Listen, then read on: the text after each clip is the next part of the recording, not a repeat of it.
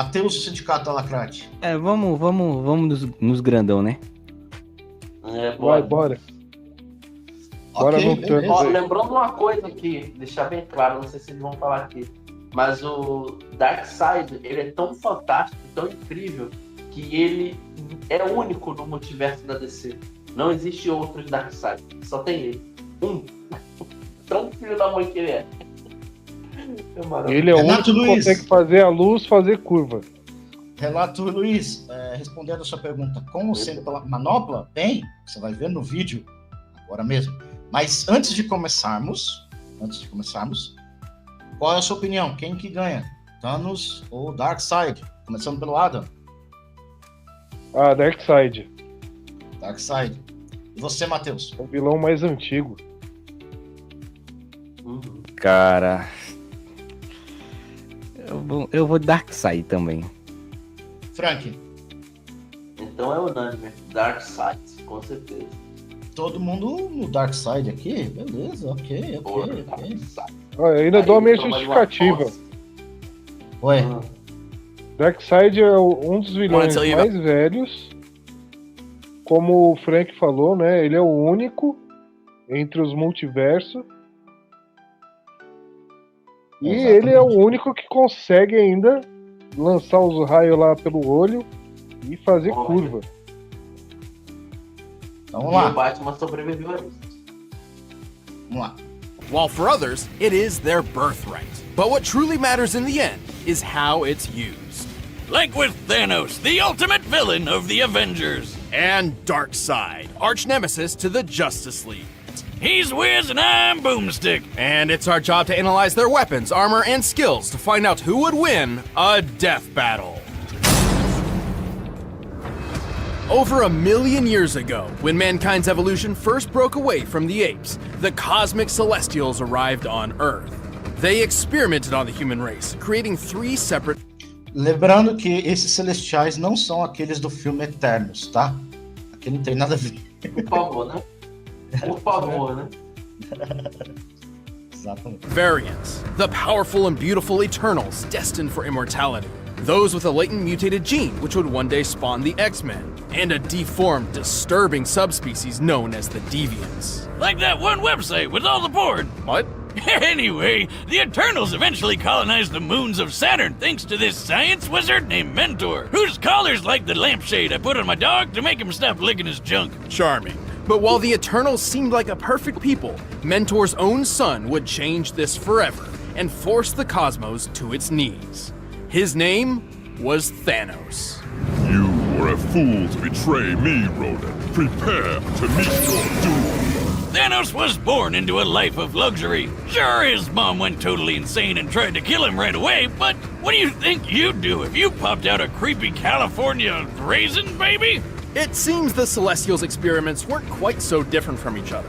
Despite his eternal heritage, Thanos' large, disproportionate body and thick purple skin were thanks to a deviant mutation. Which you'd think would mean everyone would hate him, but nope! The Eternals were super progressive and totally cool with a wrinkly grimace walking around. In fact, Thanos was greatly admired for his exceptional intelligence and creativity. He was set for a positive and decorated future. Until he threw it all away for a girl. Hey, I don't blame him. Lots of guys do crazy shit for hot chicks, especially when you're a secret murder-happy psycho who's obsessed with the physical manifestation of death. To earn Death's reciprocal love, Thanos took a journey, a quest, to ravage the universe in her name.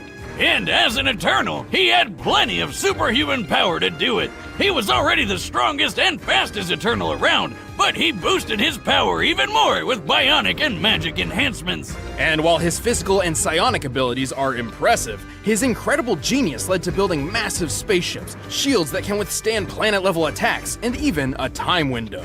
And the most badass throne ever! It comes packed with its own laser weapons, light speed travel, and it can teleport through space and time! And unlike most Eternals, Thanos has also dabbled in the mystic arts. Petrification, curses, even some of his throne's abilities seem to be more magic than hard science. All of this potential makes Thanos an incredibly dangerous foe.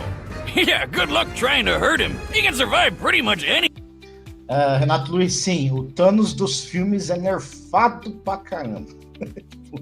Muito nerfado. Muito nerfado. Anything, including a gun specifically designed to kill him. He even shot himself in the face with it just to prove how goddamn awesome he is. Don't try that at home, kids. He's strong enough to overpower 2 Thors at once, snap a universal weapon known for its extreme durability, and even lift the gargantuan Galactus engine. A giant super rocket big enough to move planets. According to Mr. Fantastic, and that guy knows his stuff, this thing is hundreds of miles long. While the Galactus engine's size seems to vary from comic to comic, Reed's assertion matches its appearance when it propelled Ego the Living Planet. By examining the engine in 3 separate parts, applying the density of steel, and comparing Ego's diameter of 4,165 miles, we've found that Thanos must be lifting about 50 quintillion tons.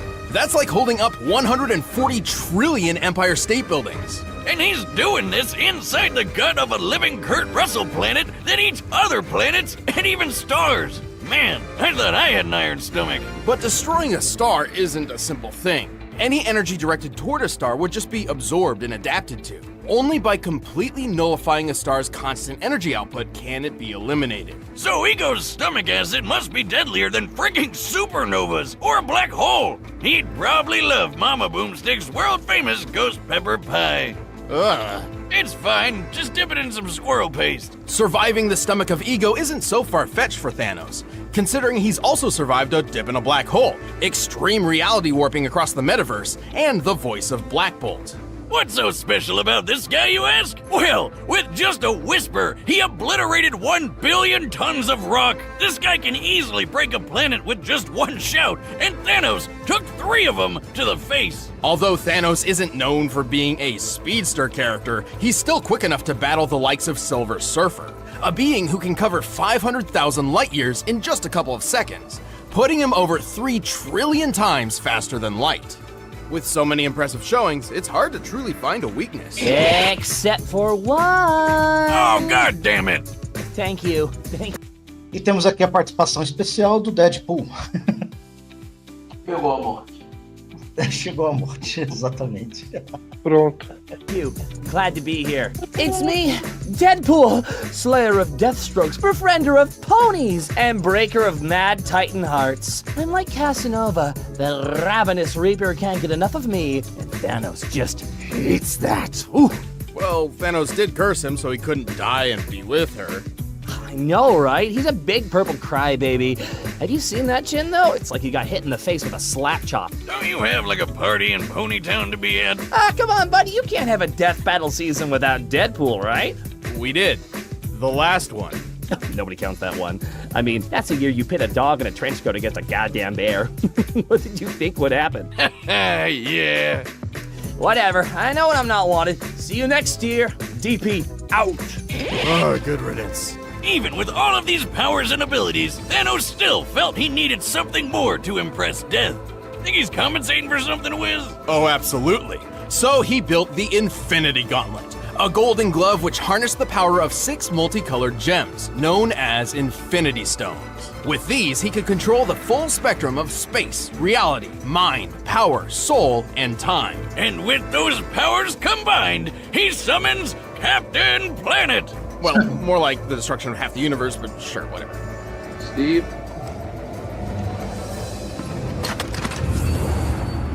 Same difference. But wait, isn't the Time Stone the green one in Doctor Strange's necklace? Well, in the movie universe, the Time Stone is green, but in the original comic series, it's orange. This is because every universe has its own unique Infinity Gauntlet that works exclusively there. And sometimes the stones are different in color. Here, just follow this handy diagram I made. Yeah, don't care. So with all the stones, he wiped out half the universe with only a snap of his fingers. But he also started going a bit crazy and began to doubt his ability to perform. Hey, happens to the best of us. Yet it never keeps the Mad Titan at bay for long, whose constant lust for power and godly status in the universe is only matched by his drive to just kill everybody. Dread it, run from it, destiny arrives all the same. And now it's here. Or should I say, I am. E aí, notaram o nível de poder do Thanos?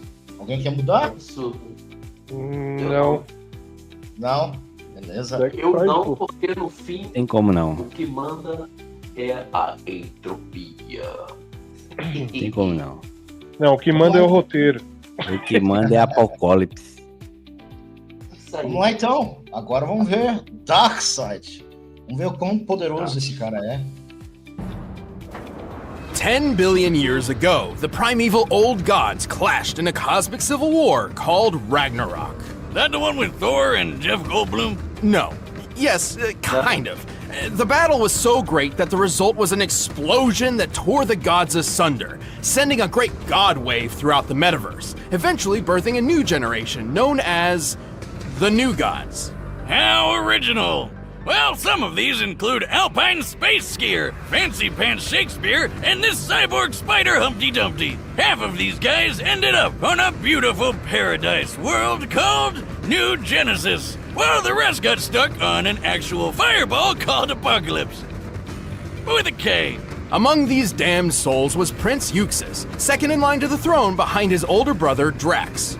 Not Dave Bautista Drax, but DC Drax. Aw, man, I really like that guy. Not afraid to see what he's thinking. You are horrifying to look at, yes. To rule Apocalypse, Drax was meant to enter the mysterious Omega Pit and absorb the Omega Effect, a force of destructive entropy bound within Apocalypse. But being the crafty bastard he was, Euxis tricked DC Drax into getting killed and stole the loot for himself. And so the Omega Effect transformed Euxis into the physical manifestation of tyranny, Darkseid.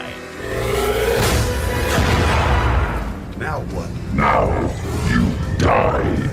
As the king of Apocalypse, Darkseid entered a war on the universe. Whether he was kicking New Genesis ass or giving the Man of Steel a hard time, Darkseid was always working toward his one goal, conquering all life. And thanks to his new god physiology, he has incredible superhuman strength, speed, agility, and even immortality. He's already over 245,000 years old, and that's given him plenty of time to push the limits of the Omega Effect. He's got a whole bunch of cool Omega powers that break all the rules of nature. He can teleport across time and space, fly at unthinkable speeds, warp reality around him, and grow supersized. Something he's pretty used to doing. The scale between the Prime Universe and Darkseid's own universe, the Fourth World, is vast. He travels between universes via boom tubes, which automatically adjusts his size to what is considered normal within his destination. Otherwise, he'd have a hard time fitting in, given that the normal size of a new god is about the size of a star. Oh yeah, I've had that kind of trouble with my boomstick tube. He can use various psionic powers like telekinesis and telepathy, and can easily manipulate sentient beings thanks to a cosmic awareness of the multiverse powered by 18 divine senses. You know, I bet he never forgets where he leaves his keys. Like a space-age necromancer, Darkseid can possess living or deceased beings, controlling them like puppets. He can even control basic inanimate objects, just like the Nomad of Nowhere. Holy shit! Wiz, never thought I'd say this, but I might have had too much to drink. But Darkseid's deadliest technique is his signature Omega Beams. These burning lasers of hatred are capable of instant sharp turns and tracking multiple targets at once. They're splitting up. They can do that? They're locked on us. On contact, the beams can either disintegrate their target, transmute matter, erase beings from existence, or trap enemies in the Omega Sanction.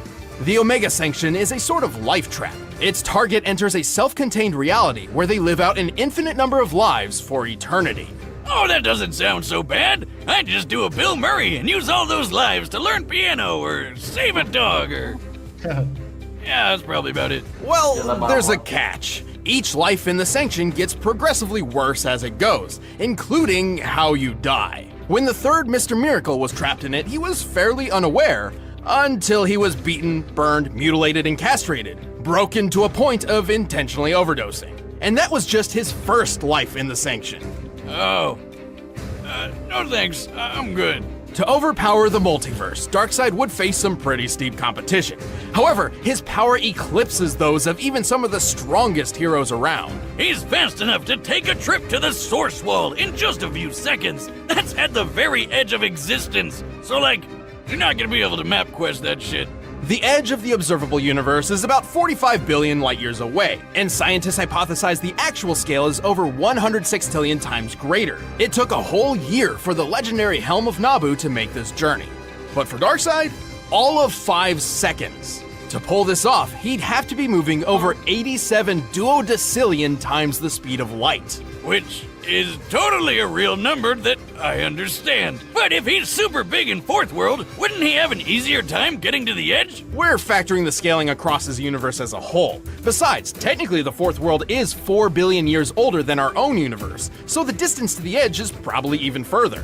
He's so quick, he can choke out Superman before he even sees him move, or knock him out cold in just a few bitch slaps. And Superman can survive supernovas to the face! Also, since Darkseid wasn't affected by the Crisis Mega Reboot, it's still canon that he can blitz pre-Crisis supes, who can sneeze solar systems away!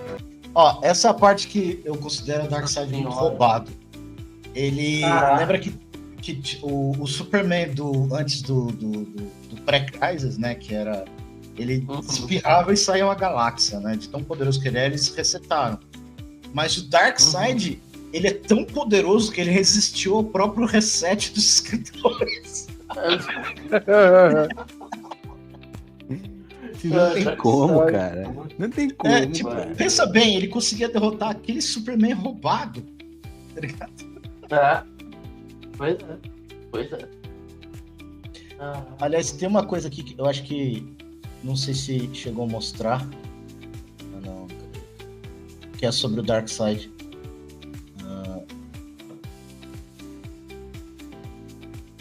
E também essa saia que ele usa é linda, né? Não, aqui que fala. Idade, 245 mil anos. Nome... Ele enjoy sitting in other people's chair. Ele basicamente, ele adora sentar na cadeira das outras pessoas. E tem marcado aqui, ó, é que tá... Não consigo tirar por causa do efeito aqui, né? Da Play. O Papai Noel todo ano dá pra ele um pedaço de carvão. Então ele é visitado pelo... Como é que é o nome do irmão do Papai Noel, cara? O Krampus. Krampus vai visitar ele, né, todo ano. Porque na DC, o Papai Noel é a entidade mais poderosa. Ele realmente vai de pessoas em pessoas entregando presentes, tá ligado? Tipo, existe. Muito bom. Caramba. Me amarro no Darkseid, cara. Darkseid é muito bravo. Vamos voltar aqui. Crisis soups, who can sneeze solar systems away? Darkseid is strong enough to crush a lantern ring with ease, destroy planets with his Omega beams, and wipe out the Justice League with a single strike. Even with all this power, Darkseid believed he could not dominate the universe until he discovered his ultimate prize, the anti-life equation.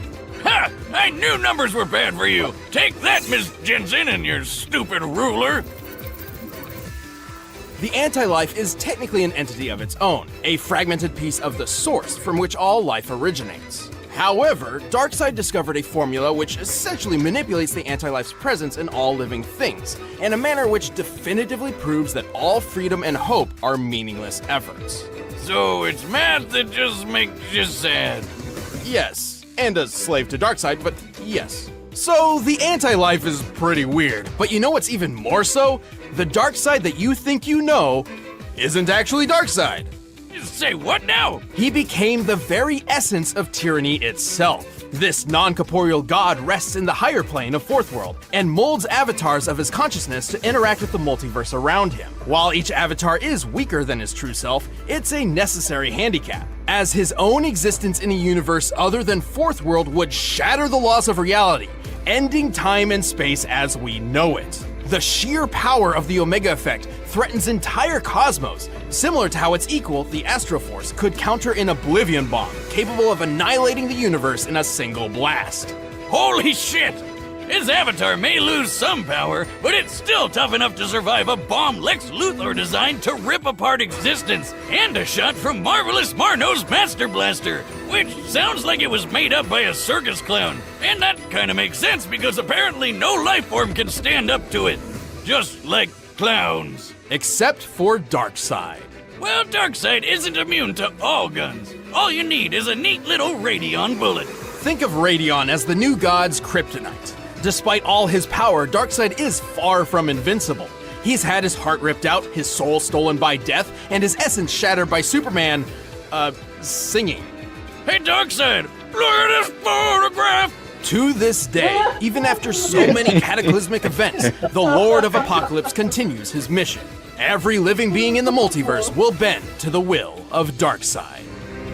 It seems I have you to thank for my resurrection. Though your world will suffer slowly, I grant you a quick death.